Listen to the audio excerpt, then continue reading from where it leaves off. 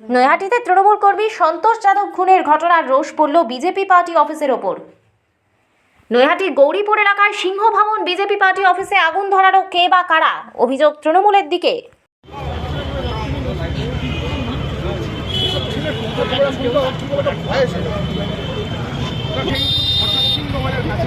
এই মুহূর্তে দেখতেই পাচ্ছেন, এই মুহূর্তে আমি দাঁড়িয়ে আছি পরিবারটি লালদিঘির কাছে। আপনারা দেখতেই পাচ্ছেন দাউ দাউ করে চলছে আগুন। অর্থাৎ সিং ভবন, যে সিং ভবন আছে লালদিঘি অঞ্চলে, সেই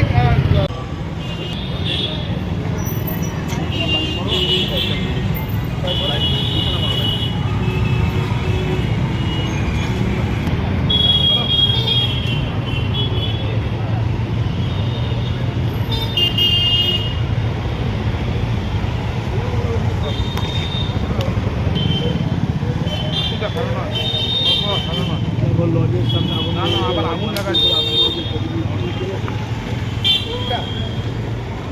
লজ ভাঙচুর, আগুন, বিজেপির লজ ভাঙচুর, বিজেপির কর্মীর লজ ভাঙচুর। এক সময় এখানে বিজেপি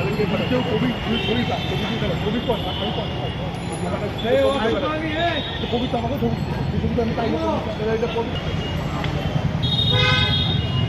ইকবাল ইকবাল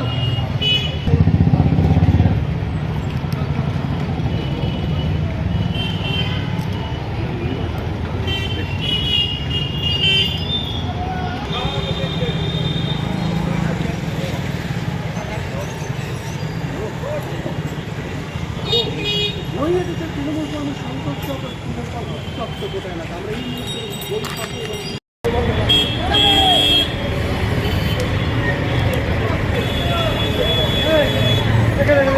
যাদব এলাকা আমরা এই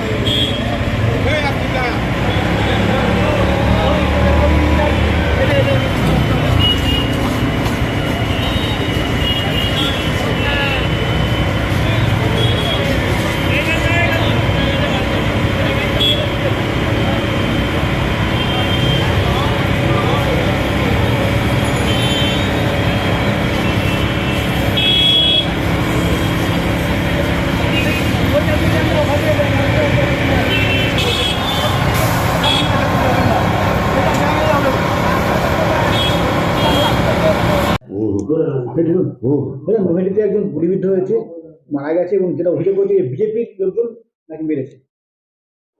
দেখুন, তৃণমূল কি অভিযোগ করবে? তাহলে অজয় প্রসাদকে কে মেরেছিল?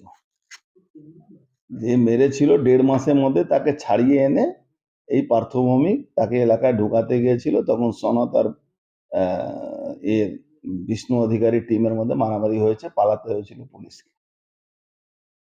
এই ছেলেটা যে সন্তোষ যাদব, যে খুন হয়েছে, 7টা চালায়, 7টার বুকি আছে, ওখানে একটা লোটো চলায়। এই সবার পিছনে কিন্তু গুড্ডু বলে একটা ছেলে আছে, লোটোর মালিক। ও পার্থভূমিকে স্পন্সর করে, সনদকে স্পন্সর করে, ওখানে পুরো জায়গাটা সব 2 নম্বরের বিজনেসটা ওটা ক্যাপচার করছে। এবার এই গন্ডগোল, সন্তোষ যাদবকে 21 সালে গুলি মেরেছিল। 2-3 বছর আগে ওকে গুলি মেরেছিল, প্রাণে বেঁচে গেছিল যে রাজেশটা। মাঝে মাঝে এদের ওই কে জমি ওখানে বেচবে তার জন্য গন্ডগোল।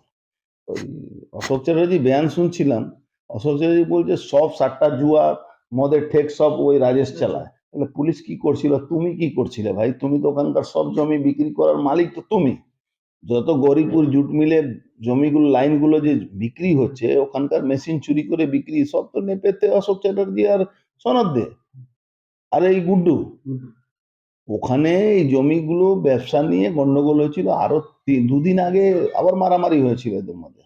মারামারি হওয়ার পরে এদের কি বলা যায়, মারামারি হয়েছিল, মারামারিতে এফআইআর হয়েছে। এফআইআর হওয়ার পরেও এদেরকে পুলিশ কোনো অ্যাকশন নেয়নি।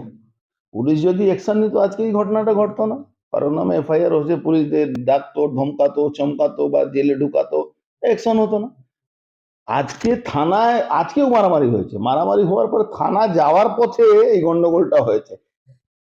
এরা 6 জন ছিল না 5 জন ছিল, আর ও যাচ্ছিল থানা, ওকেও থানা যাচ্ছিল, ওকে ধরে পিটিয়ে মেরে দিয়েছে। এই হয়েছে ঘটনা। সেখানে পার্থভৌমিক বলছে গুলি চলছে, সনদ দে বলছে গুলি চলেছে, অশোক চ্যাটার্জি বলছে গুলি চলেছে, পুলিশ বলছে গুলি চলেছে। আমি বুঝতেই পারছি না কি কারা সঠিক বলছে, পুলিশ সঠিক বলছে না পার্থ ভৌমিক সঠিক বলছে, না এরা এরা কি করছে।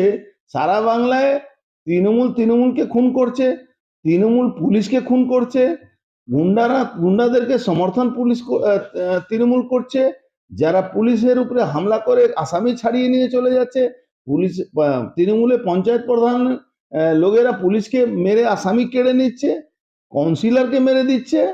আর এখানে পড়ে আছে যে তৃণমূল কে বিজেপি মেরে। বিজেপি অত ক্ষমতা থাকবে তাহলে বিজেপি করা লোক কি মদ বিক্রি করতে পারে? বিজেপি করা লোক কি সাট্টা চালাতে পারবে এখন এই এই এই জমানায়? এই মমতা ব্যানার্জি রাজত্বতে এটা কি সম্ভব আছে? তার মানে নিশ্চয়ই কে বিজেপি কে তৃণমূল তো মানুষ বুঝে নেবে, অসুবিধা তো কিছু নেই। এটা অবৈধ ধান্দা লড়াই তার মানে অ্যাকচুয়ালি এটা জমি বিক্রি করা ভাগবত লড়াই। কেন অবৈধ ধন্দা রাজেশের করার ক্ষমতা নেই? কেন ওখানে পুরোটাই কন্ট্রোল আছে। এর কাউ আছে, ওদিকে গুড্ডু আছে, ওদিকে পার্থ ভৌমিক নিজেই আছে। তো এইটা কিন্তু গন্ডগোল, অনেক দিন ধরে ওকে গুলি মেরেছিল, আজকে যে সুযোগ পেয়ে যে এটা মার্ডারটা হয়েছে খুবই পুরনো ক্ষোভ।